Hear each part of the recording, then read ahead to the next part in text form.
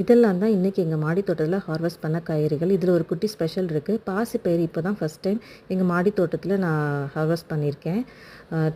3 வீக்ஸ்க்கு முன்னாடி கிச்சனில் இருக்கிற பாசிப்பயிறு எடுத்து ஊற போட்டு முளைக்க வச்சேன். 2 நாளில் முளைச்சி வந்துருச்சு. அதுக்கப்புறமா 3 வீக்ஸில் இந்த மாதிரி நல்லா வளர்ந்து நிறையா காய் கொடுத்துட்ருக்கு. 4 செடியை மட்டும் ஒரே ஒரு பெயிண்ட் பக்கெட்டில் ஊனி வச்சேன். அதில் இந்தளவுக்கு எனக்கு காய் கொடுத்துட்ருக்கு டெய்லி. அப்படியே பார்க்கவே சூப்பராக இருக்குல்ல. இந்த பச்சை பயிரை அப்படியே போட்டு குழம்பு வச்சோம்னா டேஸ்ட்டாக சூப்பராக இருக்கும். அப்புறம் கோவக்காய் இது வந்து பந்தல் ஏற்றி விட்டதுக்கப்புறமா இப்போ நல்லா காய்ச்சிட்ருக்கு. இது அவங்க மாடித்தோட்டம் சச்சு அவங்கக்கிட்ட நான் வாங்கினது தான். நல்லா காய் கொடுத்துட்ருக்கு. நிறையா நான் ஹார்வெஸ்ட் பண்ணிகிட்ருக்கேன் அப்பப்போ.